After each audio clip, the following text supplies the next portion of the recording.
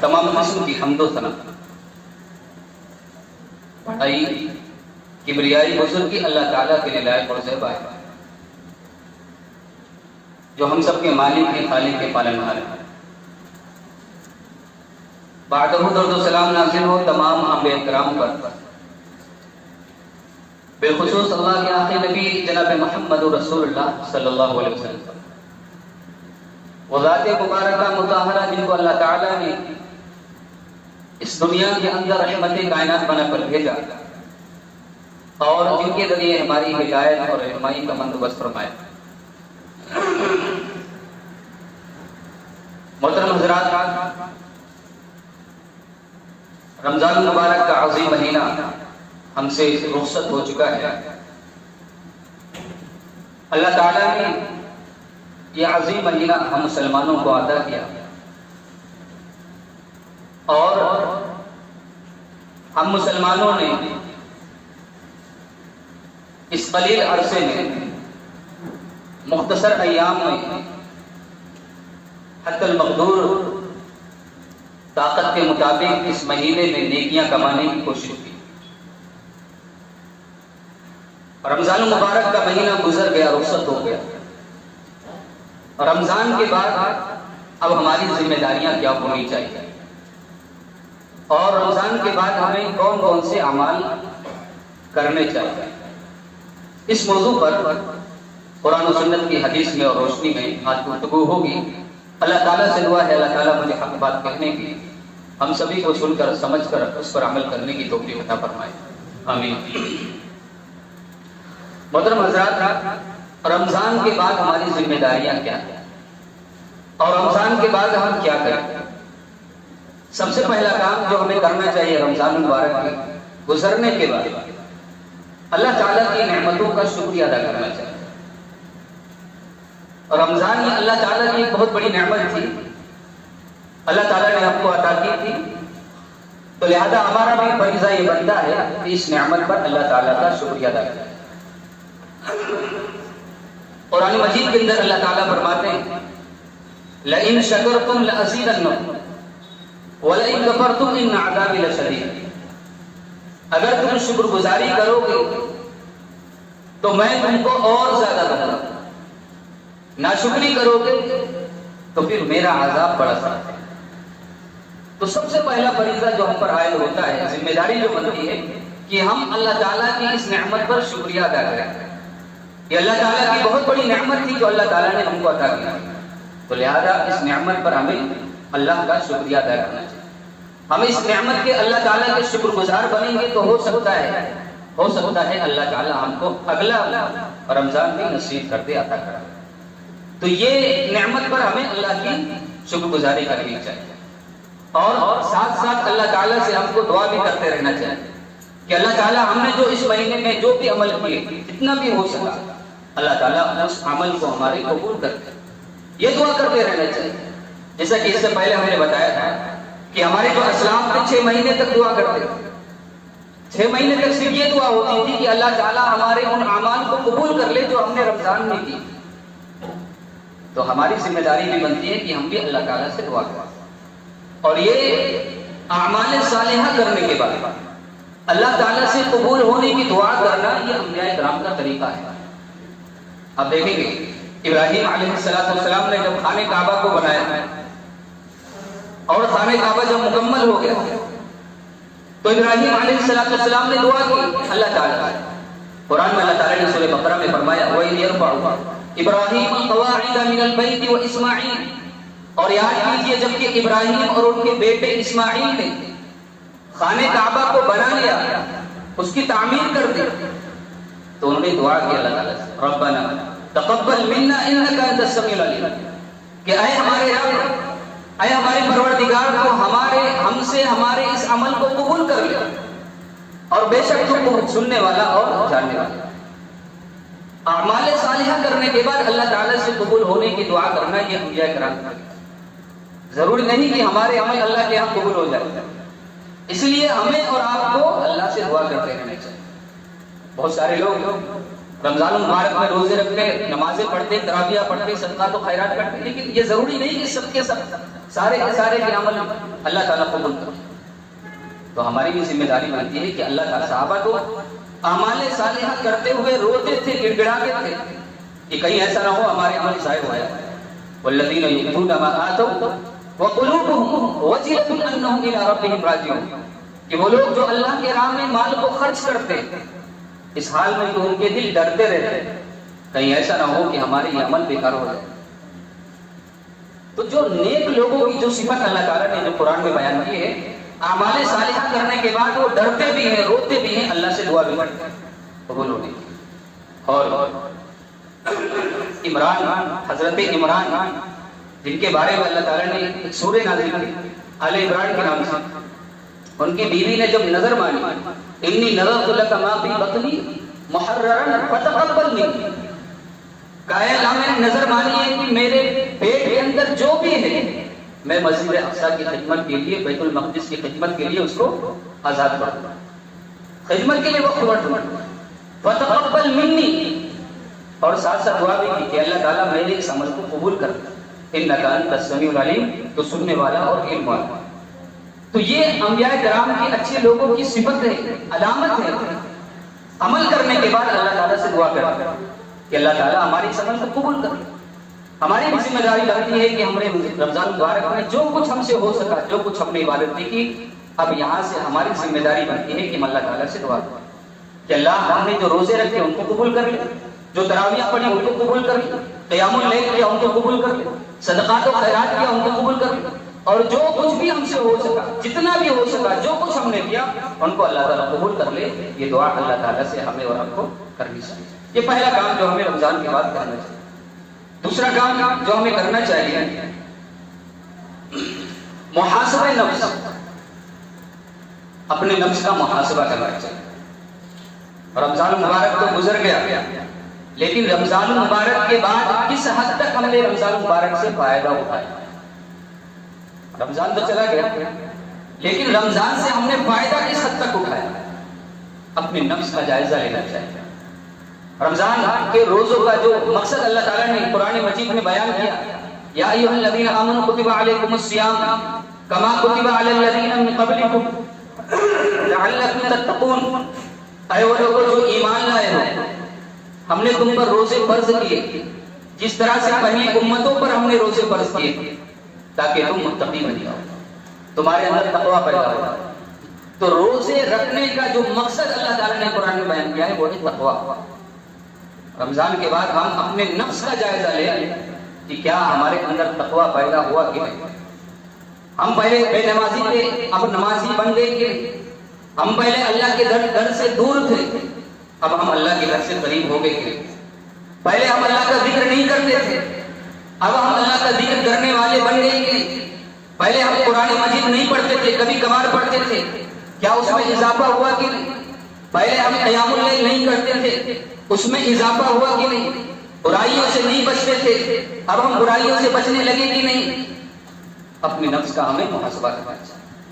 یہ دوسری ذمہ داری جو رمضان کے بعد ہم پر عائد ہوتی ہے, اپنے نفس کا ہم محاسبہ کریں کہ کس حد تک ہم نے رمضان مبارک سے فائدہ اٹھایا. اگر فائدہ اٹھا لیا ہم نے, نفس کا جائزہ لے لیا ہم نے, اور پھر ہم گناہوں سے بچ گئے, نیک اعمال صالحہ ہم کرنے لگے, تو یقیناً روزے کا جو مقصد تھا وہ ہم کو حاصل ہو گیا. اور پھر رمضان کے بعد ہم نے نفس کا جائزہ تو لیا, لیکن ہمارا نفس پھر گناہوں کی طرف مائل ہے. ہمارا نفس نیک اعمال صالحہ سے پیچھے ہے, اس میں کوتاہی پر ہے. تو پھر یقین مانیے روزوں کا جو مقصد تھا وہ ہم کو حاصل ہے. تو ہمیں اور آپ کو اپنا جائزہ لینا چاہیے. آج وقت ہے ہم اپنے نفس کا جائزہ لے لیں, محاسبہ لیں. یا ایھا الذین آمنوا اتقوا اللہ ولتنظر نفس ما قدمت لغد, اے وہ لوگ جو ایمان لائے ہو اللہ سے ڈرو. ہر نفس کو چاہیے کہ وہ دیکھے اس نے کل کے لیے کیا تیاری کی. اپنے نفس کا جائزہ لیں, کل کے لیے ہماری تیاری کیا ہے. ہم جب اللہ تعالیٰ کے سامنے, جب اللہ کے حضور جب حاضر ہوں گے, سامنے جائیں گے, کھڑے ہوں گے, اور اللہ تعالیٰ جب ہم سے پوچھے گا ہماری جوانی کے بارے میں, ہمارے عمر کے بارے میں, ہمارے اعمال کے بارے میں, تو پھر ہماری اس وقت کی تیاری ہے. ہر نفس کو چاہیے کہ وہ کل کے بارے میں سوچے, اپنے نفس کا محاسبہ کرے. یہ ہماری اور آپ کی ذمہ داری ہے۔ تو دوسرا کام جو ہمیں کرنا چاہیے رمضان مبارک کے بعد، ہمیں اپنے نفس کا جائزہ لینا چاہیے کس حد تک ہم نے رمضان مبارک کے مہینے سے فائدہ اٹھایا۔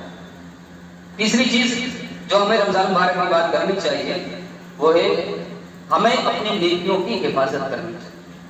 اس سے پہلے بھی جیسے کہ ہم نے بتایا کہ نیکیاں کرنا بہت آسان ہے، اس کی حفاظت کرنا بہت مشکل ہے۔ بہت سارے لوگ نیکیاں کرتے ہیں لیکن ان کی نیکیاں بیکار ہو جاتی ہیں، ضائع ہو جاتی ہیں، اس لیے کہ وہ اپنی نیکیوں کی حفاظت نہیں کرتے۔ قیامت کا دن ہوگا، بہت سارے لوگ ایسے ہوں گے جو روزے دار بھی ہوں گے، نمازی بھی ہوں گے، حاجی بھی ہوں گے، عمرہ کرنے والے بھی ہوں گے، بہت سخی اور بیاض ہوں گے، لیکن ان کی نیکیاں قیامت کے دن ان کو نظر نہیں آئیں گی۔ قیامت کے دن وہ تلاش کریں گے اپنی نیکیوں کو، ہماری نمازیں کہاں چلی گئی، روزے کہاں چلے گئے، تراویحیں کہاں چلی گئی، وہ عبادتیں ان کو نظر نہیں آئیں گی۔ کیوں؟ اس لیے کہ انہوں نے اپنی نیکیوں کی حفاظت نہیں کی۔ نیکی کرنا جتنا ضروری ہے اس سے کہیں زیادہ ضروری نیکیوں کی حفاظت کرنا۔ اسی لیے اللہ کے رسول صلی اللہ علیہ وسلم نے فرمایا تھا صحابہ کرام سے، اے لوگوں کیا تم جانتے ہو مفلس کون ہے؟ صحابہ نے کہا کہ جس کے پاس دینار اور درہم ملا ہو وہ مفلس ہے۔ اللہ کے رسول صلی اللہ علیہ وسلم نے فرمایا کہ نہیں، میری امت کا مفلس وہ شخص ہے قیامت کے دن وہ آئے گا اس حال میں، اس کے پاس روزے بھی ہوں گے، نمازیں بھی ہوں گی، صدقات و خیرات بھی ہوں گے، بہت ساری نیکیاں لے کر آئے گا، لیکن قد شتم ھذا وقذف ھذا وضرب ھذا واکل مال ھذا، کسی کو گالی دی ہوگی، کسی کو مارا ہوگا، کسی پر بہتان لگایا ہوگا، کسی کا قتل کیا ہوگا، جس کے پاداش میں اس کی ساری نیکیاں اس سے چھین لی جائیں گی اور وہ نیکیاں مظلوم کو دے دی جائیں گی۔ اس کے باوجود بھی بہت سارے لوگ ابھی کھڑے ہوئے ہیں قطار لگا کر، لائن لگا کر کہ اللہ تعالیٰ اس نے مجھ پر بھی ظلم کیا تھا، مجھ کو بھی مارا تھا، مجھ پر بھی بہتان لگایا تھا، جھوٹی بات کہی تھی۔ اب اس کی نیکیاں تو ختم ہو گئی، اب اللہ تعالیٰ ان کے گناہوں کو اٹھا کر اس کے سر پر لاتے ہیں، ثم طرح فی النار، پھر اس اٹھا کر اس کو جہنم کے اندر ڈالتے ہیں۔ یہ وہ شخص ہے جس نے نیکیاں کی بہت سارے، نمازیں لے کر آیا، صدقات و خیرات بھی لے کر آیا، روزے بھی تھے، حج اور عمرے بھی تھے، ساری عبادتیں اس کے پاس تھی، لیکن اپنی عبادتوں کی، نیکیوں کی اس نے حفاظت نہیں کی، حفاظت نہیں کی، جس کی وجہ سے اس کی ساری نیکیاں ضائع اور برباد ہو گئی۔ محترم حضرات، نیکیاں کرنا جتنا ضروری ہے اس کی حفاظت کرنی بھی بہت ضروری ہے۔ آج دیکھیے بہت سارے لوگ اپنے آپ کو بڑا پارسا سمجھتے، نیکیاں تو کرتے ہیں لیکن جب چند لوگوں کے بیچ میں جب وہ بیٹھتے ہیں تو اپنی نیکیوں کو ضائع کرتے ہیں۔ دو لوگوں کا سامنا ہوا، دو لوگ سامنے بیٹھ گئے تو ادھر ادھر کی باتیں، بلا پر بہتان، بلا چور ہے، بلا ڈاکو ہے، بلا کا کھانا ایسا ہے، بلا ایسا گناہ کرتا ہے، اور نہ جانے کیسی کیسی باتیں اس کی طرف منسوخ کرتے ہیں۔ اللہ سے ڈرو، اللہ سے ڈرو، اپنی نیکیوں کو ضائع مت کرو۔ کسی کے بارے میں بھی ایسی بات لگانا جس کے بارے میں آپ کو علم نہ ہو، اللہ کی قسم یہ بہتان ہے۔ کسی کو آپ نے چور کہہ دیا حالانکہ وہ چور نہیں ہے، اللہ کی قسم آپ نے اس پر بہتان لگایا، آپ کی نیکیاں چلی گئی۔ آپ نے کسی کو ڈاکو کہہ دیا، زانی کہہ دیا، آپ کی نیکیاں ضائع ہو گئی اگر وہ چور اور ڈاکو اور زانی۔ میرے بھائیوں، برائیوں کو عام مت کرو، برائیوں کو چھپاؤ۔ کسی کی برائی کو اس کے پیٹھ کے پیچھے بیان کرنا یہ بھی بہت بڑا گناہ ہے، اور اگر وہ گناہ اس کے اندر موجود نہیں ہے یہ اس سے بھی زیادہ گناہ ہے۔ اس لیے اپنی نیکیوں کی حفاظت کرو، سامنے بیٹھ کر، جوش میں آ کر، ولولے میں آ کر کسی کی برائیوں کو عام مت کرو، اپنے کو پارسا مت سمجھو۔ ایسا آدمی جو اپنے کو نیک سمجھے اور سارے لوگ اس کو گنہگار نظر آئے، اس سے بڑا گنہگار اس دنیا کے اندر کوئی نہیں۔ یہ شیطانی صفت ہے جو لوگوں کے اندر، بہت سارے مسلمانوں کے اندر ہے کہ آدمی اپنے آپ کو بڑا نیک سمجھتا ہے، پارسا میں ہی دنیا کے اندر برسر، اور سارے اس کو گنہگار نظر آتا ہے، سارے لوگوں کے اندر اس کو ایسا نظر آتا ہے وہ کتنا بھی بڑا نیک کیوں نہ، اور اپنے اندر حالانکہ اس کے اندر ہزاروں برائیاں ہوں گی، اپنے اندر ایک بھی اس کو نظر نہیں آئے۔ تو یہ جو مزاج لوگوں کے اندر بنا ہوا ہے شیطانی مزاج، اس سے بچنے کی ضرورت ہے۔ یہ مزاج ہماری ساری نیکیوں کو ختم کر دیتا ہے، یہ مزاج ساری نیکیوں کی ہماری ضائع کر دیتا ہے۔ اس لیے نیکیاں کرنا جتنا ضروری ہے اس کی حفاظت کرنی بھی ضروری ہے۔ رمضان کے بعد اپنی نیکیوں کو ضائع مت کیجیے، اپنی نیکیوں کی حفاظت کیجیے۔ اسی طرح سے میرے بھائیوں، رمضان کے بعد جو ہمیں چوتھا کام جو کرنا ہے، اعمال صالحہ پر استقامت اختیار کرنا ہے۔ اعمال صالحہ، جو بھی نیکیاں ہم نے کی، اچھے اچھے اعمال کیے، اس پر استقامت اختیار کیجیے، اس کو چھوڑیے مت، چھوڑیے مت اس کو، کل کرتے رہیے اس کو، مسلسل کرتے جائیے اس کو۔ اگر چھوڑ دیں گے تو پھر یقیناً اللہ کے رسول صلی اللہ علیہ وسلم نے فرمایا کہ انسان کو قیامت کے دن اسی حالت میں اٹھایا جائے گا جس پر اس کا انتقال ہوتا ہے۔ آخری جو موت کا جو لمحہ ہوتا ہے یہ بڑا ہی اہم ہوتا ہے۔ انسان کی اللہ تعالیٰ یہ نہیں دیکھتا اس نے زندگی بھر کیا کیا، اللہ تعالیٰ یہ دیکھتا ہے آخری وقت میں انسان کیسا تھا، جب اس کا انتقال ہوا اس وقت وہ کیسا تھا، جب اس کا انتقال ہوا وہ نمازی تھا کہ نہیں، اس کا انتقال ہوا روزے رکھتا تھا کہ نہیں، اس کا انتقال ہوا جس وقت اس کے اندر توحید تھا کہ نہیں۔ انتقال کے وقت، موت کے وقت کا ایمان یہ قابل ہوتا ہے۔ اس سے پہلے انسان کچھ بھی کرے، موت کے وقت اگر کافر بن گیا، موت کے وقت اگر وہ منافق بن گیا، موت کے وقت اگر وہ بے نمازی بن گیا، تو یقین مانیے اس کی ساری نیکیاں بیکار ہو جائیں گی۔ اس لیے اعمال صالحہ پر استقامت کی۔ آپ جس طرح سے رمضان مبارک کے مہینے میں نمازیں پڑھتے تھے، روزے رکھتے رہیے، نفلی روزے، قرآن مجید کی تلاوت کرتے رہیے، تھوڑی بہت اللہ تعالیٰ سے ڈرتے رہیے۔ وہ خالق، وہ مالک، وہ رازق جو ہمیں رمضان مبارک کے مہینے میں دیکھ رہا تھا، آج بھی دیکھ رہا ہے اور ہمیشہ دیکھتا رہے گا۔ وہ مالک، وہ خالق، وہ رازق جو ہمیں رمضان مبارک کے مہینے میں سن رہا تھا، آج بھی سن رہا ہے، ہمیشہ سنتا رہے گا۔ وہ مالک، وہ خالق جو ہمارا رازق تھا، جو ہمارا پروردگار تھا رمضان کے مہینے میں، آج بھی ہے، ہمیشہ رہے گا، ہمیشہ سے۔ تو میرے بھائیوں، رمضانی مسلمان مت بنیے، رمضانی مسلمان مت بنیے، ربانی بنیے، ہمیشہ کرتے چلے جائیے۔ قرآن میں اللہ تعالیٰ نے اسی چیز کو واضح کیا، فرمایا وَاعْبُدْ رَبَّكَ حَتَّىٰ يَأْتِيَكَ الْيَقِينُ، اپنے رب کی عبادت کرو یہاں تک کہ تم کو موت آ جائے۔ موت آنے تک اللہ تعالیٰ کی عبادت کرو۔ کوئی بھی لمحہ اگر آپ نے عبادت سے منہ چرایا، دل چرایا، تو دن آپ نے بہت بڑا گناہ کا کام کیا۔ ہماری زندگی کا مقصد اللہ کی عبادت ہے۔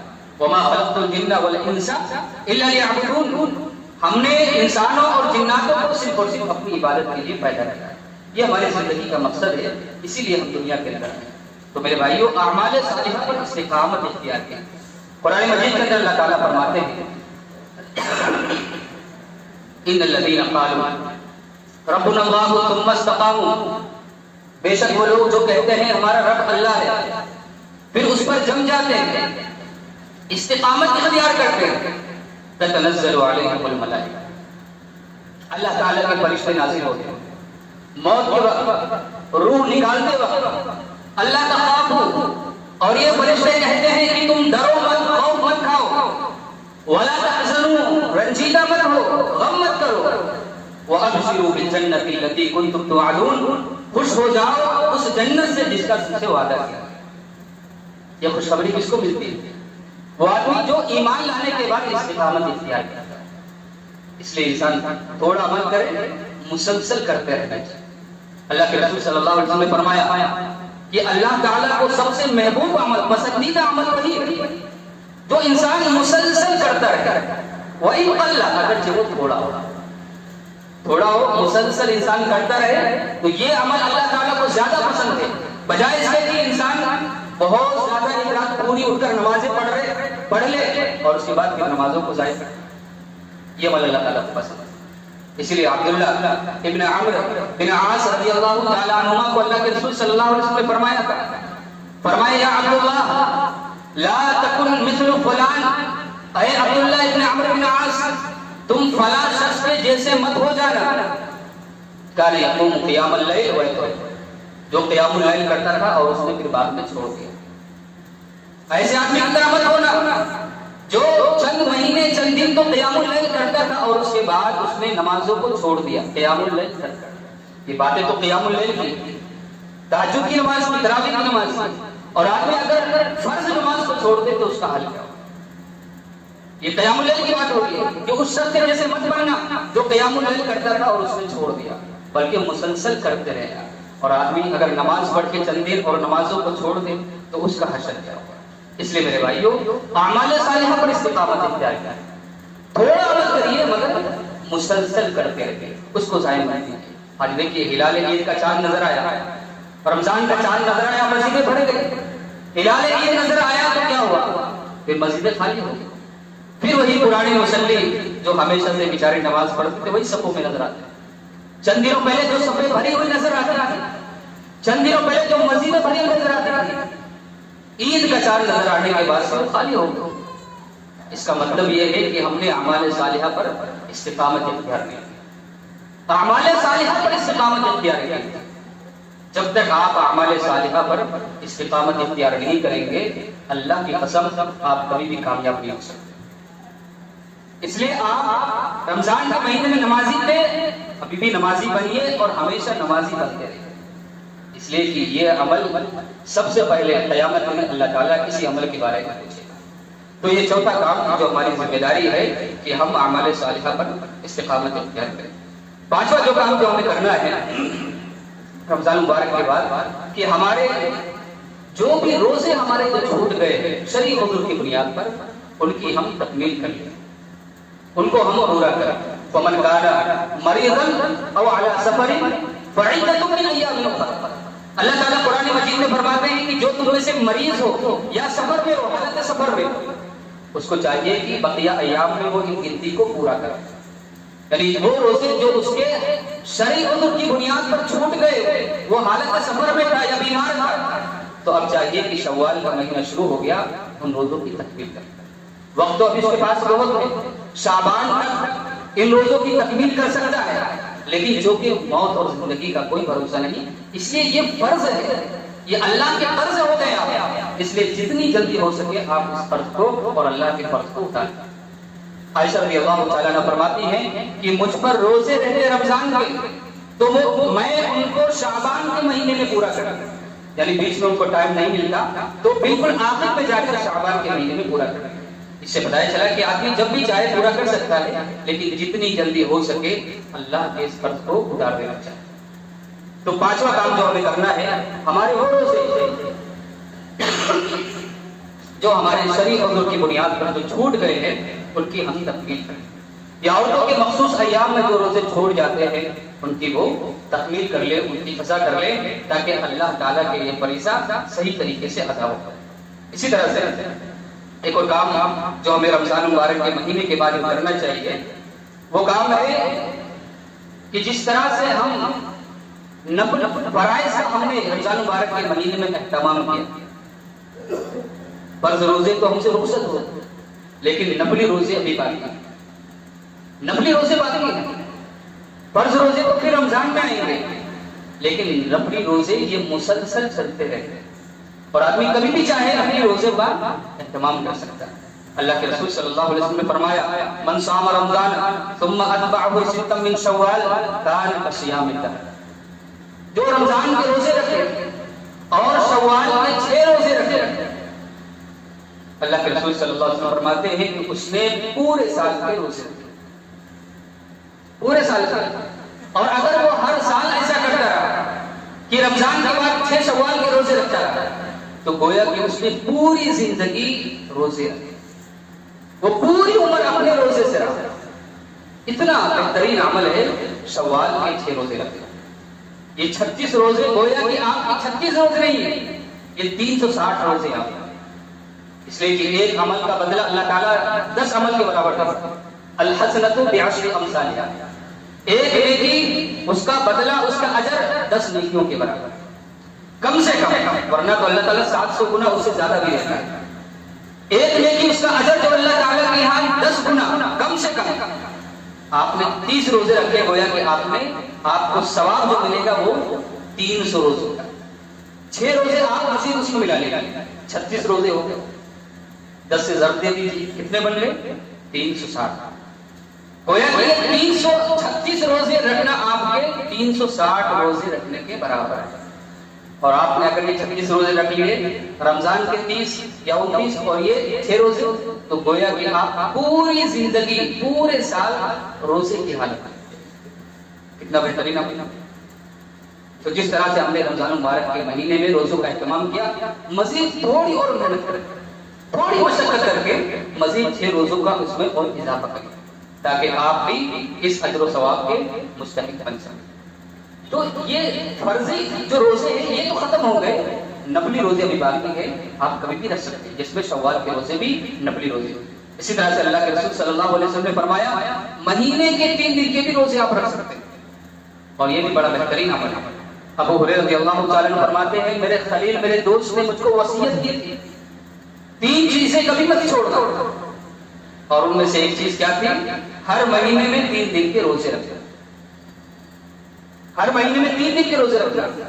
آپ چاہیں تو اس کو تاریخی روزے بھی کہہ سکتے ہیں، 13، 14 اور جس کو ایام بیس کے روزے کہا جاتا ہے، کہ چاند کی 13ویں تاریخ، 14ویں اور 15ویں تاریخ کو آپ روزے رکھیں. یا اگر یہ نہیں ہو سکتا تو آپ کبھی بھی چاہے 3 دن کے روزے رکھ لیں. انشاءاللہ 3 دن کے روزے رکھیں گے آپ کو 30 روزے رکھنے کے برابر آپ کو ثواب ملے. 30 روزے.